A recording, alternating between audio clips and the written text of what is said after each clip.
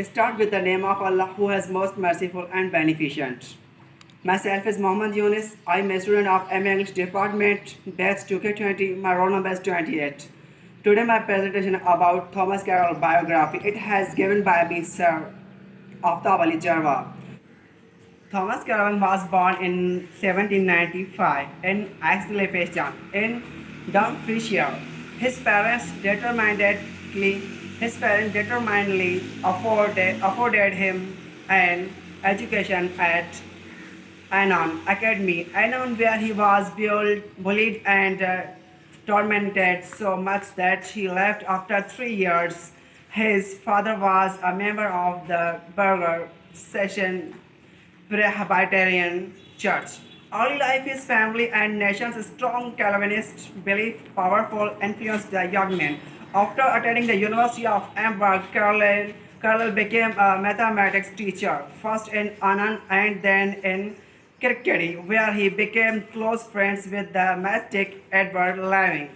Confusingly, there is another Scottish, Thomas Carroll, born a few years later, connected to Living via work with the Catholic Apostolic Church.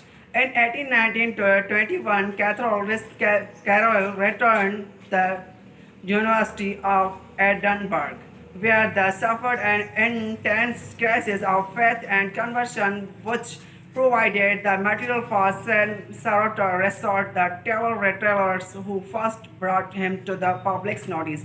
Carroll devoted a painful stomach ailment, possibly gastric nuclear, that remained throughout his life and likely contributed to his reputation as a prodigy.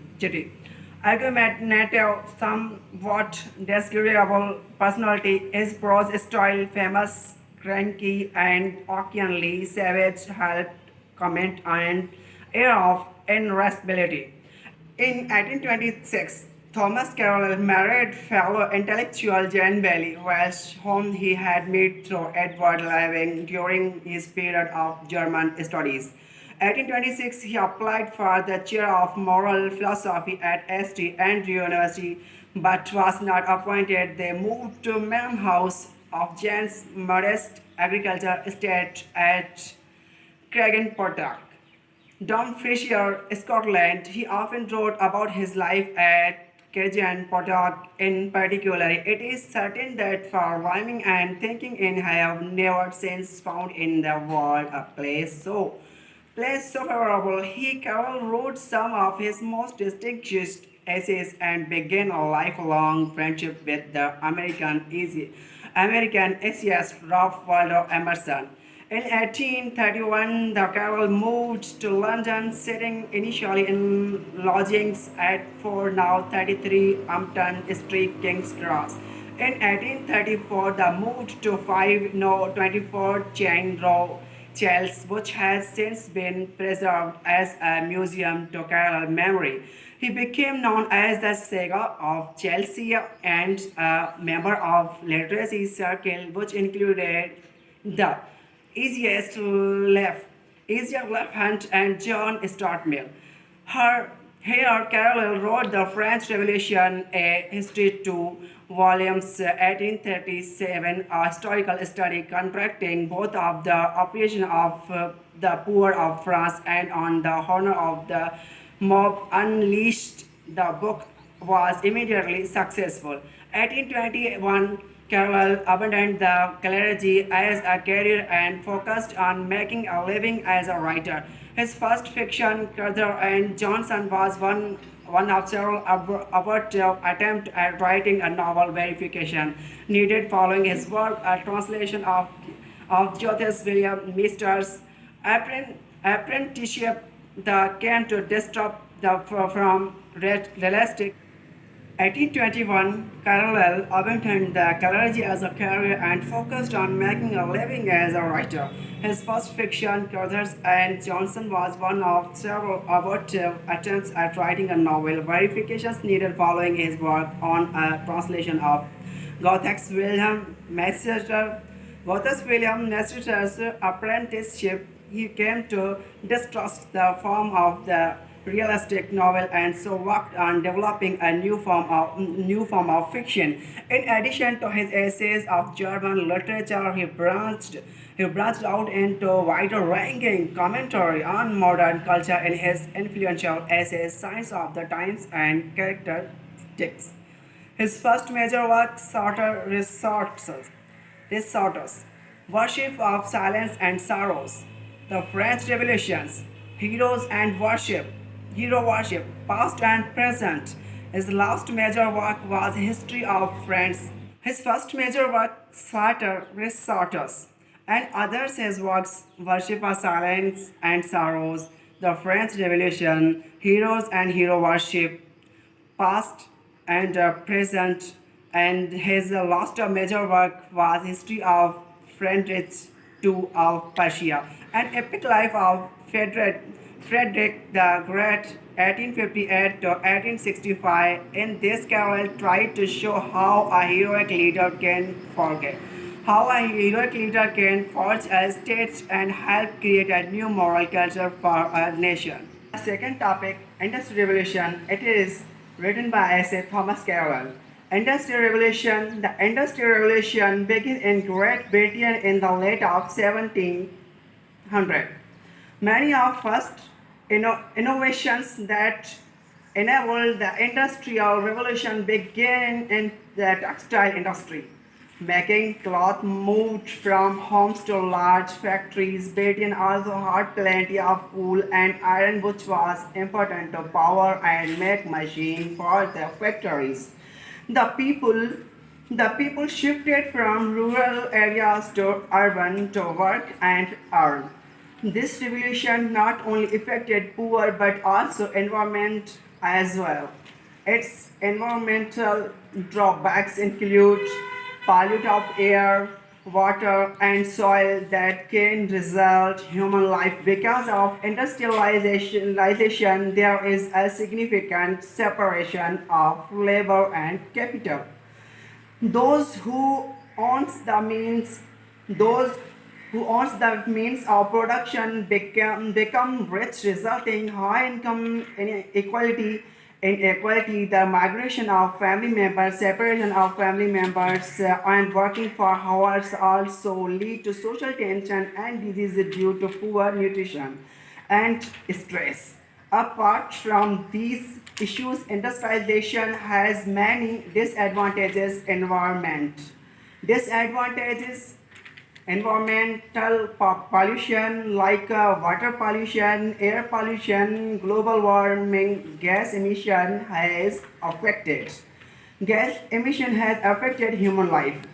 Financial disadvantages. Finally, industrialization results in a wide gap between the rich and poor due to a division of labor and capital. Those who own capital can get excessive profit while poor remain poor.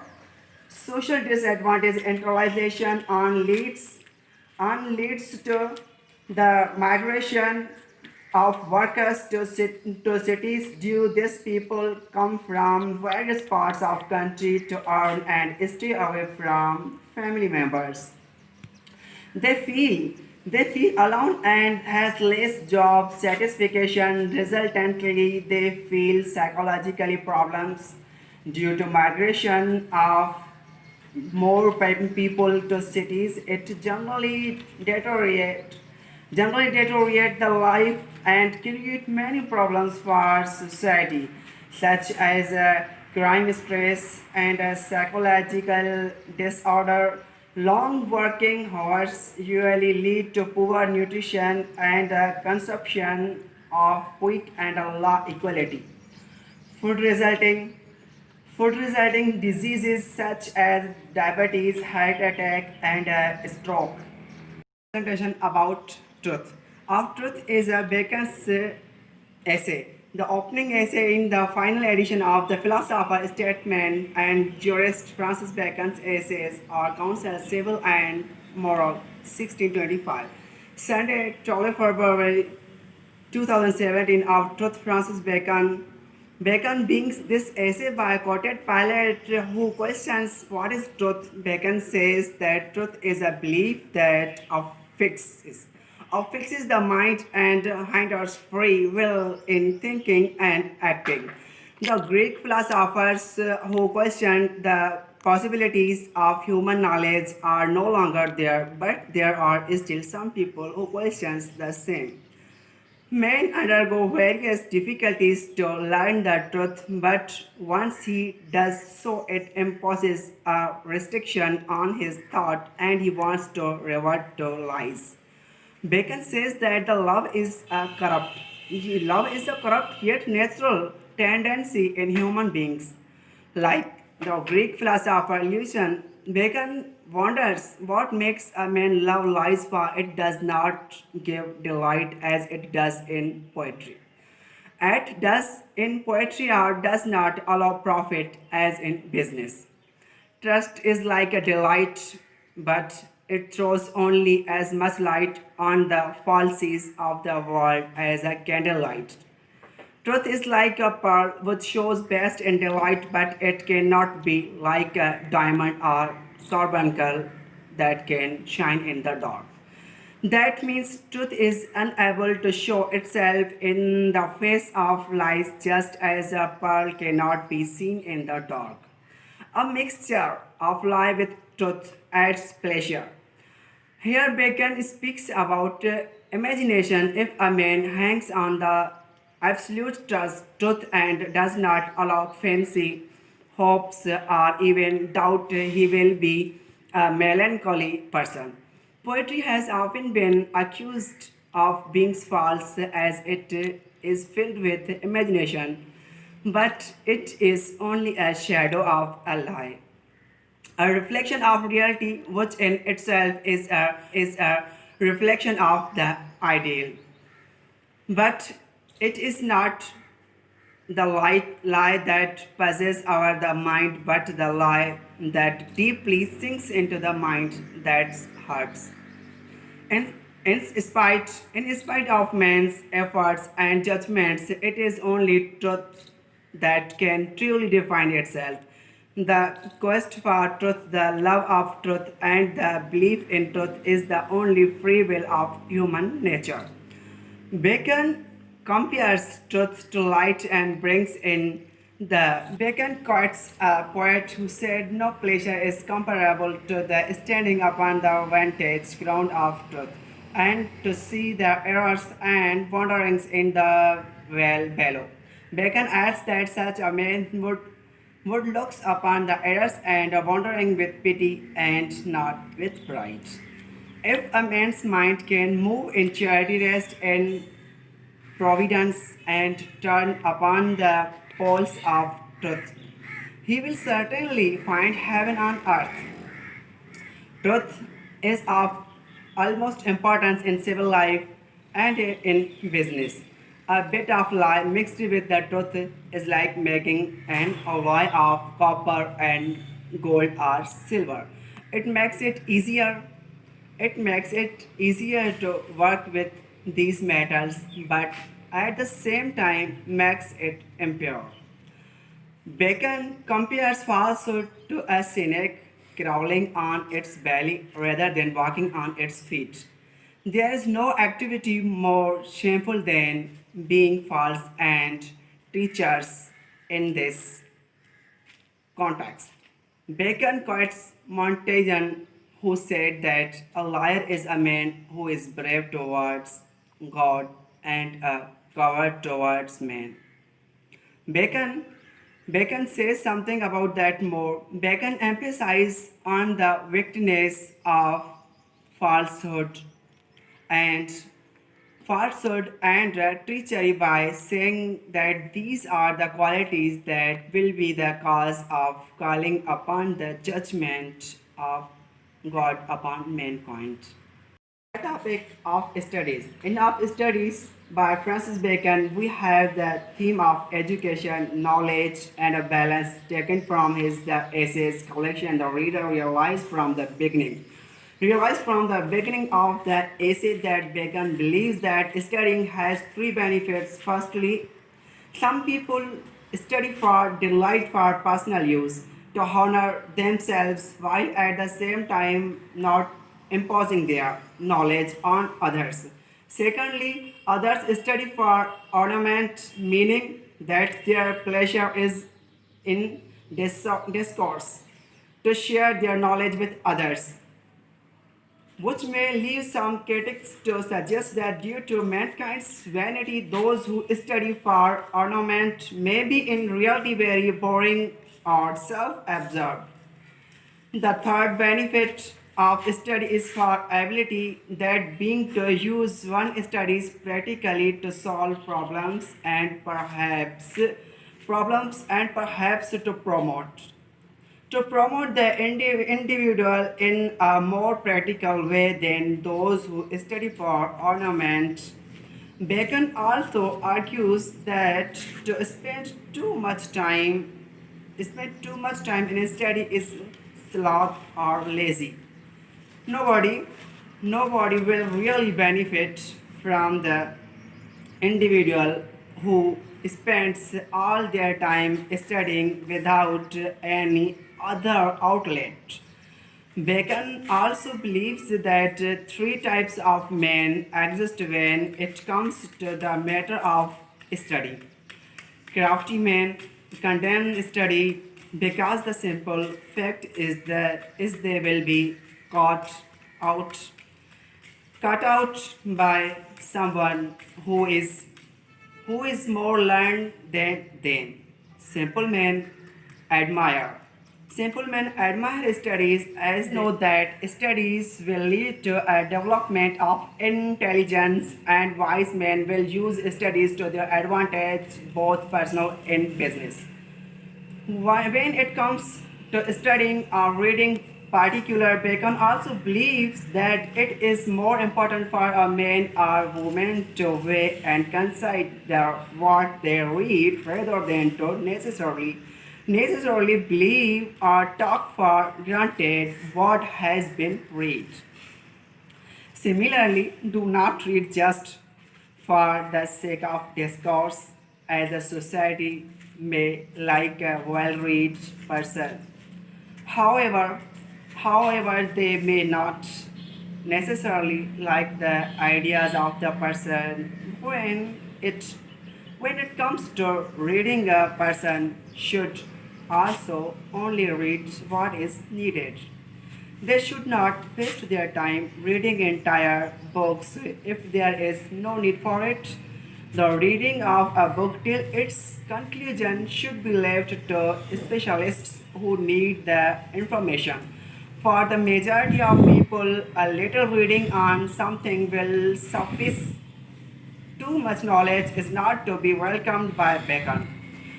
One can learn more from a chapter in a book than having any need to read the entire book, particularly if one's reasoning is that discourse is the goal. A person will only end up confusing others should they wish to discuss an idea with others when others may have not read the entire book. Similarly, with those who like to talk to others about their knowledge, it is an effort to follow an individual when one has not engaged with the subject matter and the individual is enthused for their own self-worth and vanity. Bacon also argues that reading makes a full man, conference a ready man, and writing an exact man. Therefore, should a man write a little, he will need to have a great memory in order to memorize all that he has not written, and should the individual converse little, he will need to have a present with in order to fill up the inevitable gaps in his abilities to share knowledge. And if man only reads a little, he will need cunning to seem to know what he does not know. In reality, there has to be a balance. Are those who consider themselves learned may be judged by others to be foolish, and as such may find themselves ignored by society, a goal that no man would cherish. far to be ignored, far isolated from society, ensures any knowledge that has been acquired will not be passed on, leaving the individual to have no resources but to continue studying or acquiring knowledge in private and alone. If anything Beckham may be suggest about education, they should using as a delight or an ornament is in effect a waste of an education.